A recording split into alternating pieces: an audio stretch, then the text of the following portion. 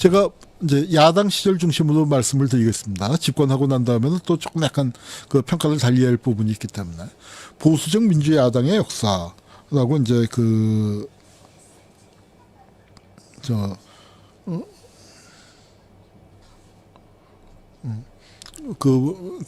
이 보수적 민주야당의 역사라고 제목을 달았습니다. 왜냐하면 우리나라 야당이요, 출발부터 대단히 이념적으로 보수적이었습니다. 뭐 다를 게 없었어요. 우리 이제 굉장히 복잡하죠. 우리나라 정당이요.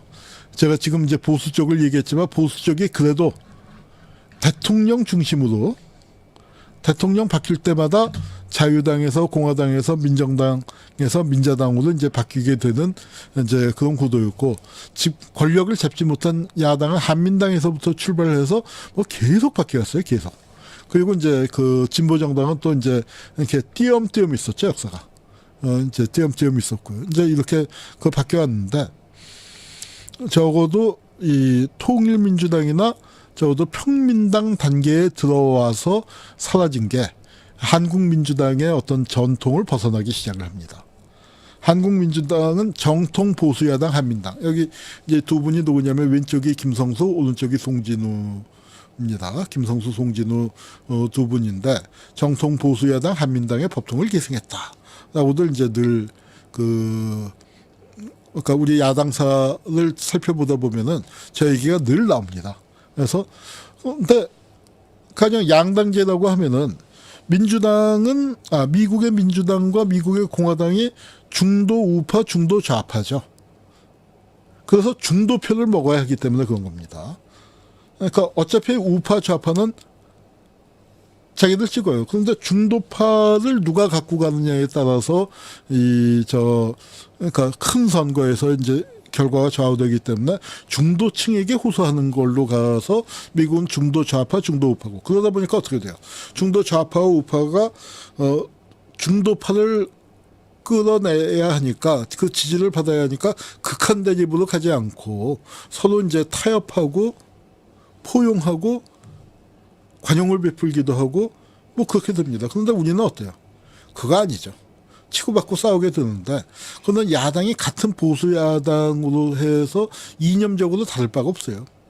대신 똑같은 사람들이 똑같은 밥그릇을 넣고 거기에다가 머리 받고 싸우는 거다 보니까 이제 극한 대립이 또 되는 게 있는데요. 우리 야당의 역사가 50년대에는 이제 50년대 민주당으로 모였었다가 민주당이 4.19 혁명으로 이제 집권을 했죠. 4.19 혁명을 집권을 했는데, 이제 그 무렵에 보면은 우리 민주당이 신파 구파로 갈라져 있어요. 그래서 이제 그 집권을 하고 나니까 파이가 커지니까 신파와 구파가 또 당을 따로 만들기도 하고요. 민주당과 그 신한당이 이제 따로 만들어지고, 그렇게 되다가 이제 또 이 5.16이 일어났는데도 그게 통합을 못하고 이제 헤매다가 67년도에 가서요. 그러니까 5.16이 나고 6년이 지난 다음입니다. 67년도에 가서야 통합야당 신민당이 만들어집니다. 그래서 민중당과 신한당이 통합을 해서 이 신민당이 만들어지고, 이제 그러면서 박정희가 이제 총 맞아 죽을 때까지 이 신민당이 계속 유지가 됩니다.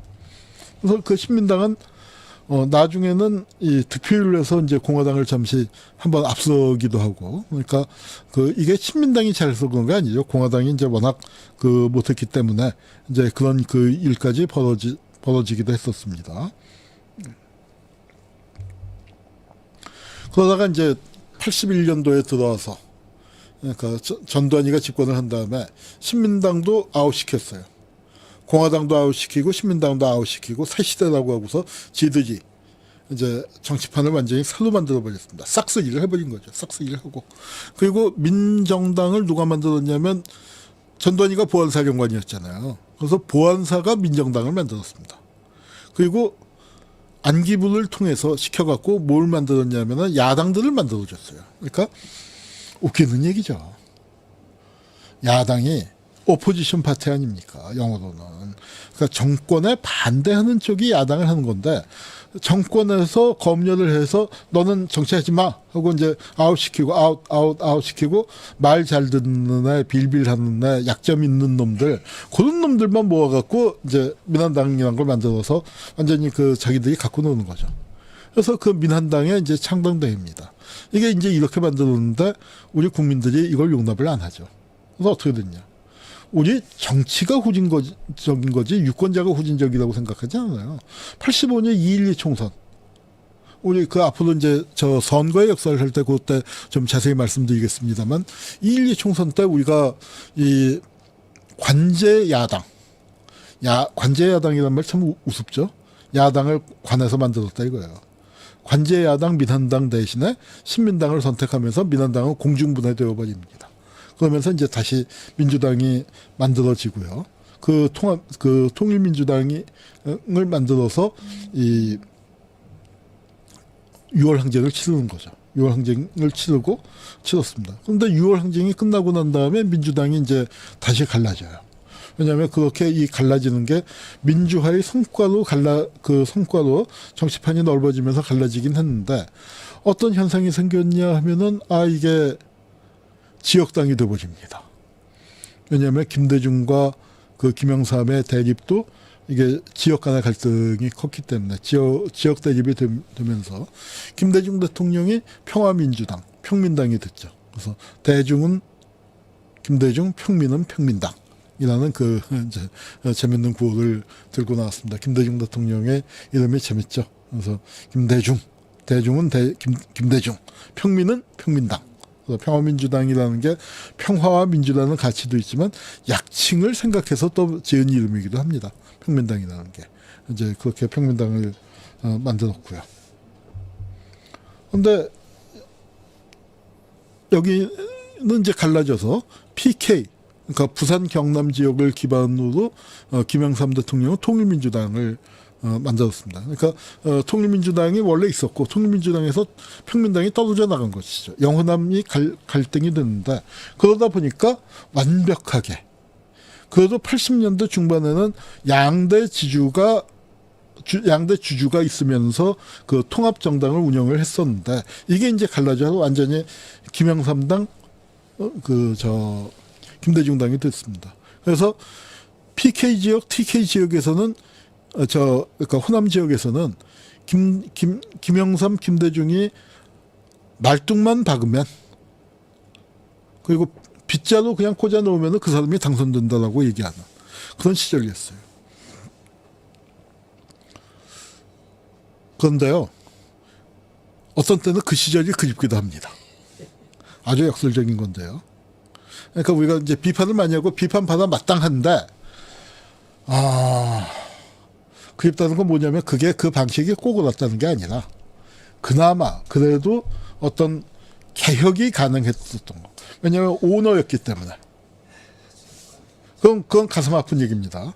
뭐냐면은요, 제가 흔히 하는 비유가 있어요. 자, 남대문 시장을 한번 생각해 봅시다. 남대문 시장 그 일대의 땅을 누구 한 명이 갖고 있다고 생각해 봐요. 김대중, 김영삼이 그런 거예요. 그 시장이 자기 겁니다. 김대중 시장이에요. 김영삼 시장이에요. 그런데 비유하자면 남대문 시장은 김대중 시장이고 동대문 시장은 김영삼 시장이었다고 쳐봅시다. 그럼 김영삼 시장이 뭐 하나 잘하면은 남대문 시장도 해야 할 거 아니에요. 그런데 시장에는 점포에 상인들이 다 있잖아요. 근데 리모델링을 하려면 점포 몇 개 헐어버리고 거기다가 뭐 새로운 걸 들이고 그래야 할 거 아니에요. 시장의 소유주니까 가능합니다. 그 점포주들 불러갖고, 미안해. 그런데 내가 이쪽에다가 새로 개업하는데 거기다가 좋은 자리 줄게. 여기는 점포 좀 내줘. 이거 만들어야겠어. 하면은, 어쩌고 저쩌고 이제 하면서도, 사장이 해주는 대로 가는 거예요. 그리고 그때는 어떻게 돼요? 여러분, 지금 욕먹고 있는 386들, 30대 때 국회의원들 되는 거잖아요. 30대 초반에. 그만한 세대교체 어떻게 됩니까? 제야 입당파, 지금 이해찬을 비롯해서, 이해찬이 이제 지금 70대인데, 형님 하는 사이지만, TV에서 그 나온 거 화면 보면은 아, 저 형이 언제 저렇게 늙었을까 할 정도로 그렇잖아요. 그런데 그분이 30대 때 발탁을 해서 좋은데 주잖아요. 관악에 나왔죠, 관악에. 그렇게 되니까 13대 국회나, 그리고 노무현 대통령을 발탁한 게 누굽니까? 김영삼 대통령 아니에요. 부산에서 열심히 하는, 예, 전국적인 지명도 없는데, 나가서 당선될 수 있는 지역구 줬어요. 그리고 당선이 되고, 그 다음에 국회에서 열심히 하니까, 그렇게 큰 거죠. 그런 인물들을 발탁하고 또 어떤 그 정당의 어떤 인적 자원을 바꾸고 하는 거, 인적 자원 바꾸는 거 정말로 이때 굉장히 많이 된 겁니다. 이명박 박근혜 때나 하고 달라요. 노무현 대통령 또는 그럴 때 할 수 있는 거하고, 그러니까 이게 그 뜻이 없어서가 아니라 자기 힘이 없어서 못하는 거죠. 힘이 없어서 못하는 거. 그런데 이 사람들은 이렇게 저 시장연합회장, 상인연합회장이 아니라 입주민 대표가 아닌 거예요. 거기 오너인 거예요, 오너. 그러니까 개혁이 가능했었죠. 이제 그런 부분들이 그러니까 이제 하도 답답하니까 굳이 장점을 찾자면 그런 겁니다. 그러나 이거는 어때요? 우리가 민주화는 됐는데 정당은 오히려 가신 정권, 봉건 시대에 가신들 데리고 정치하는 것처럼 동교동계, 상도동계로 후퇴해버린 거죠. 그거를 극복해 나가는 게 노무현 대통령이 정치를 하는 데서 참 어려웠던 지점입니다. 그래도 김대중 대통령이 훌륭했던 게 가신들이 적어도 당신이 힘이 있을 때는 가신들이 노무현의 발목을 잡지는 못하게 했었어요.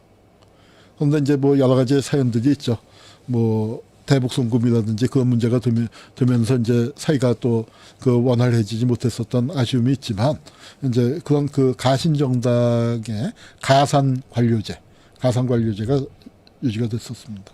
그래서 이제 쭉 내려오지만 이 통일민주당이 갈라져서 주주는 민자당 쪽으로 가버렸고 거기 이제 꼬마 민주당이라고 하는 그게 이제 그 민주당 쪽으로 이제 내려왔습니다. 그러면서 이제 지분을 기본적으로는 호남 지역 기반이에요. 그런데 어떻게 돼요? 김대중 대통령만 호남으로 당선이 됐지 민주 진영에서 낸 두 분의 후보는 뭐예요? 노무현과 그다음에 문재인. 두 분 대통령은 영남 출신이잖아요. 이게 뭐냐면 호남은 열세기 때문에 호남 후보를 내면 당선이 안 된다. 그러니까 호남 분들이 울며 겨자 먹기라고 해야 할까, 현명한 투표라고 해야 할까, 뭐 모르겠습니다만 하여튼 왜냐하면 우리가 지역 때문만 아니야. 그리고 또 그것도 사실이고요. 호남 분들에겐 저는 이 존경의 마음을 늘 갖고 있습니다. 호남에도 옛날 유시민이 란닝구라고 표현을 했었던 그런 분들도 있지만 대다수의 호남 시민들이 민주적인 마음을 갖고 전략적인 투표를 하고 계신 거죠. 이제 뭐 그렇게 돼서 이 영남 후보가 호남의 지지를 받아야 당선되는 게 지금까지 한국 구조였습니다. 이런 구조가 모르겠어요. 이 구조를 완전히 극복해야 우리가 지역주의를 극복해야 할 수 있다고 생각을 하는데 아직도 한국의 야당 그러니까 야당이라기보다 민주적인 입장을 갖고 있는 정당 쪽의 지역 기반이 호남인 것만은 분명한 사실입니다.